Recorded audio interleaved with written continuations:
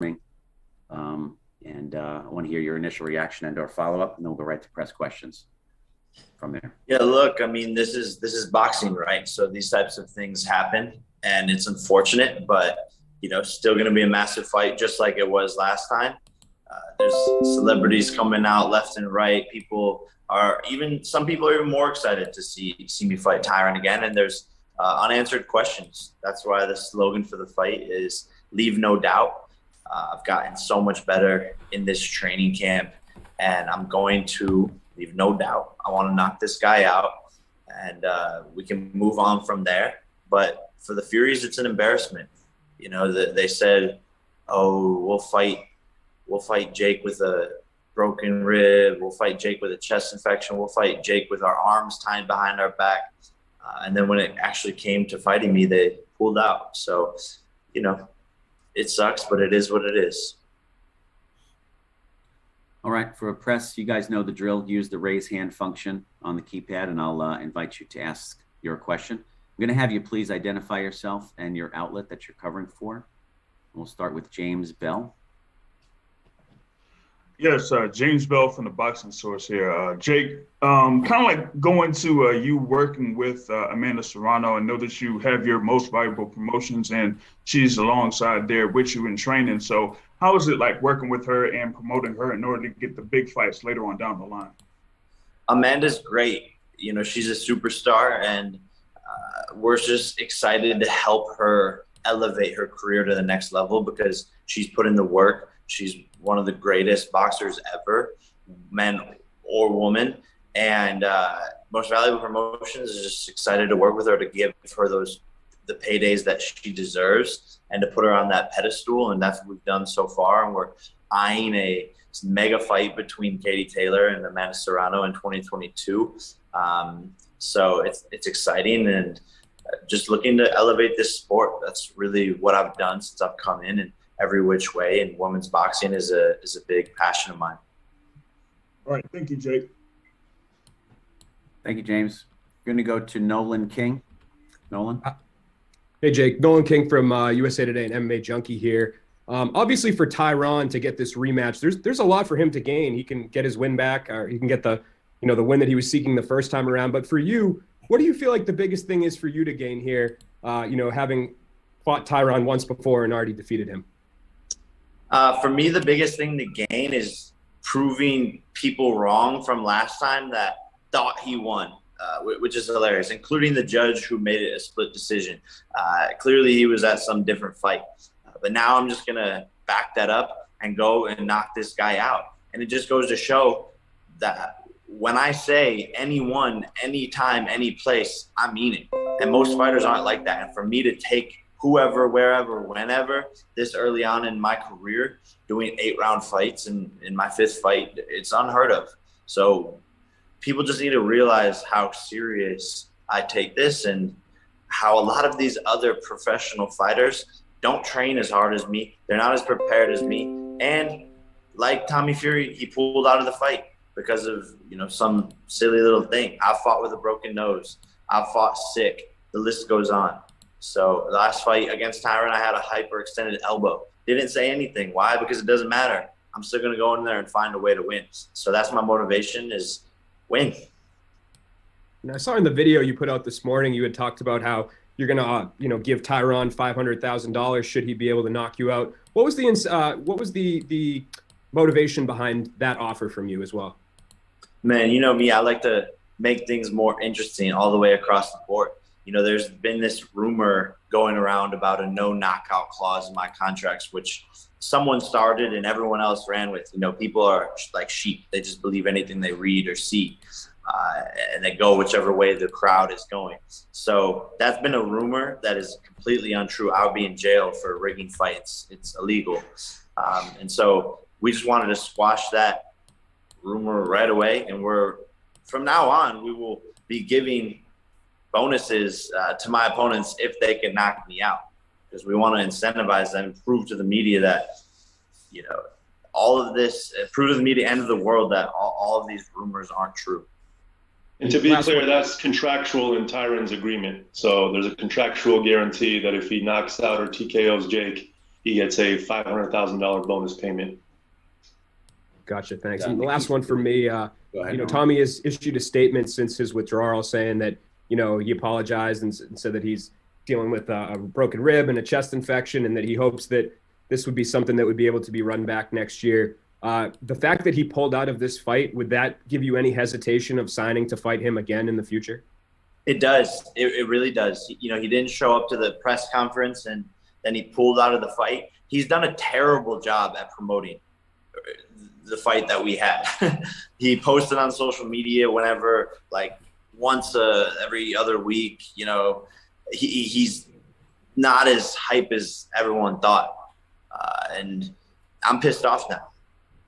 I don't like them. I don't like anything to do with that family. I think they're sketchy. I think they're shady.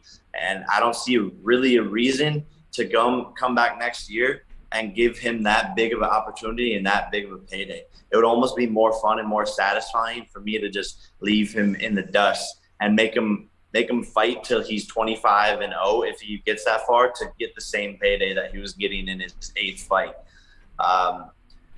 You know, we'll see. We'll see.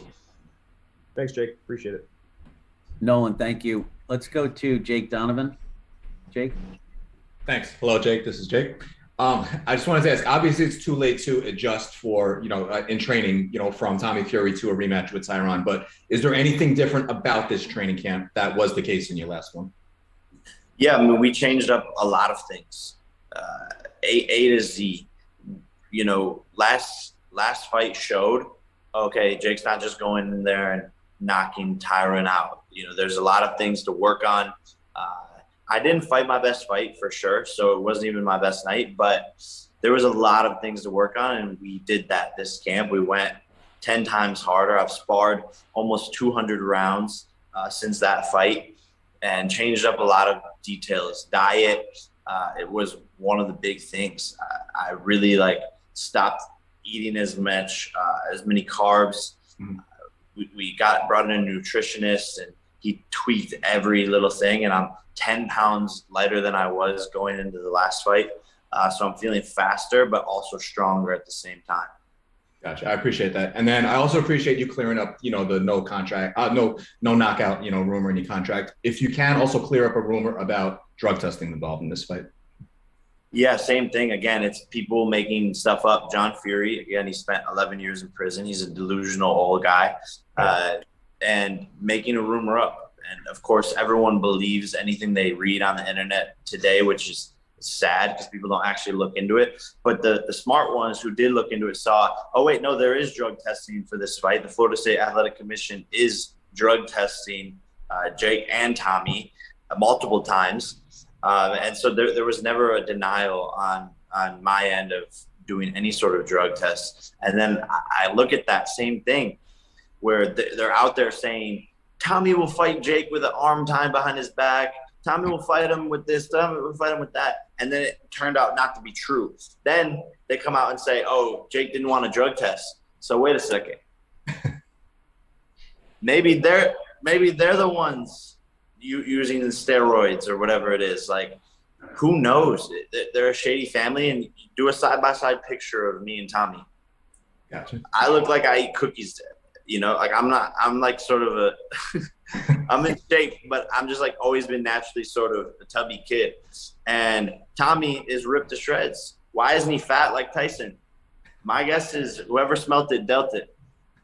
Gotcha. Thanks for clearing that up. Looking forward to seeing you next week. Jake, do you eat cookies? Not a real thing. I did. I did eat cookies in the last camp, but this camp I cut them all out. I'm kidding. I didn't. No, but seriously, like, I love cookies, man. And it's Christmas. I got my Christmas tree like right here. I'm waiting till I can have some cookies. December after this fight. Oh. All right. Our next one comes from Jeremy Herridges. Jeremy. Hi, Jake. Jeremy Herridges with Fansided.com.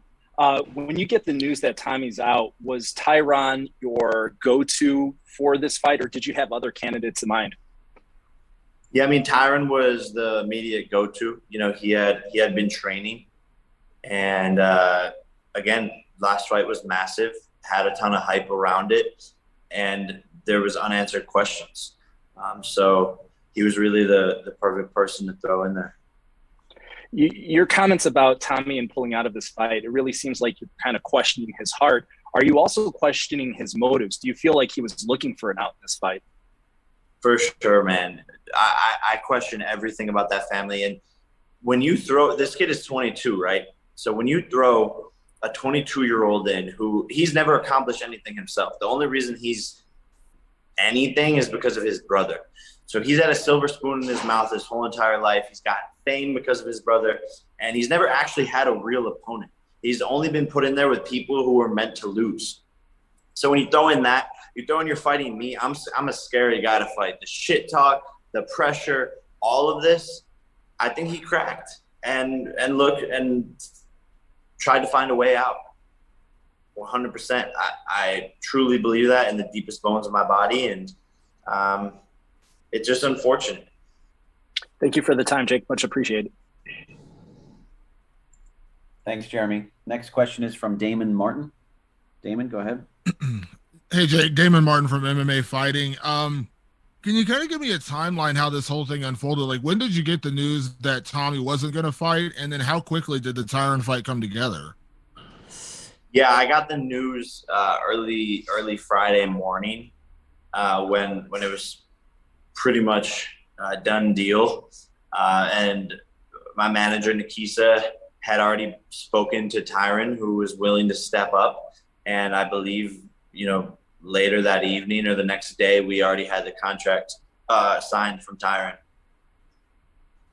I know Tyron really wanted the rematch. We had the whole tattooed bed, all that kind of stuff went on. It seemed like you kind of put him behind you, but is there maybe a little bit of respect that, listen, this is a big opportunity. He's getting a chance to maybe try to avenge his loss, but at the same time, he is taking a fight against you on 2 weeks' notice. Like, is there a certain level of respect for a guy stepping into a situation like this?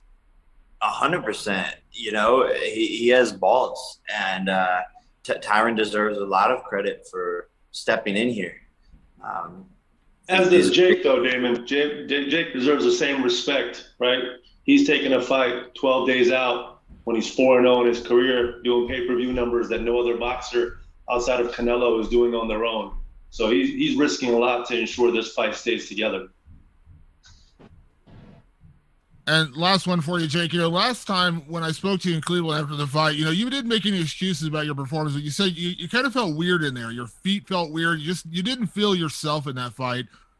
Do you feel like this is that chance to kind of rectify what happened the last time? I mean, you won, but you didn't get to put on the performance you wanted to against Tyron. I know you acknowledged that after the fight. Yeah, and that's why this is exciting to me, and that's what I'm using as my motivation, is the fact that I get to leave no doubt. And like you said, last fight I had a hyperextended elbow, and I was massaging my legs the morning of the fight, which is why I found out that, I get into the ring and I was feeling like just weak, almost like I was like sort of in space. So made a ton of adjustments, and he's going to be fighting a different person December 18th. And I'm excited to show him that and to show the world that. Thanks, Jake. Okay, it looks like we have time for a couple more. We're going to go to Stephen Mulhausen. Stephen?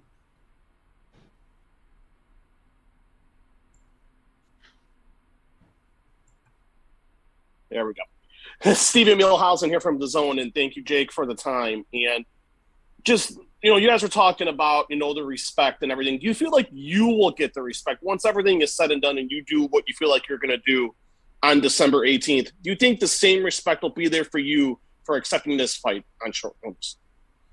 I mean, who knows? The story has been people making excuses every which way about my fights. So I sort of don't care what people have to say or if the respect is there. The bottom line is I got to go in and knock this guy out. That's my job, and I plan on doing so. And we'll see what happens afterwards, but I could really care less because no one has ever wrote my checks, or, the haters never paid my bills. So I don't care what people have to say. But Jake, share with them what you said to me when I called you about why you wanted to keep this fight together. I mean, I was just like, the show must go on. I'll fight anybody, anyone, anytime, any place. I say that. Our team says that, and we mean it. That's the difference. Is the shit I say, I mean it. And I think a lot of these fighters, they just say stuff just to say stuff. I have a responsibility to put on this show for my fans. I wanted to fight 3 times this year, and every fighter on the undercard, imagine them getting the call being like, "Oh, the event's canceled." Like, that sucks for everybody. A lot of these boxers live paycheck to paycheck, fighting, and they need this in their life. So I had to step up to the plate, and I didn't care who it was that they threw me in there with. So there was no consideration to canceling the card and switching it to maybe sometime in the first quarter of 2022. Not from Jake's part. Yeah, not on my part. There was the business side of it, the Showtimes and Nikisa, who they were weighing all the options, and I was like, "Yo, no, like, we need to do this fight." Throw whoever in there, and because the way I looked at it was, let's see. Okay, they move it to January, they move it to February. Well, Tommy's gonna find an excuse then to not do the fight. So fuck this guy. Like, on to the next one. I have one more, and I know you on social media have gone back and forth with Gervonta Davis, and I just wanted to get your thoughts, Jake, on his performance last night, if you even watched the fight. Yeah, I thought he lost. I think a lot of people will say that, and I agree as well. I thought they were going to give it a draw, obviously, because he signed with Mayweather Promotions, Al Heyman, and we know how dirty boxing is and how judges are being paid off. But, of course, those close swing rounds are going to get thrown to Gervonta, but I thought he lost. He didn't throw he hurt his hand or whatever for 3 rounds. He didn't throw a single left hand, and some of the judges gave those rounds to him. It doesn't make any sense. And, he calls me a clown, but he had a clown performance. Thank you, Jake, for the time, and see you next week in Tampa. Thank you, Steven. So to clarify, the December 18th program is a Showtime pay-per-view event from AMALIE Arena, and the card is unchanged other than the main event opponent, obviously, for Jake.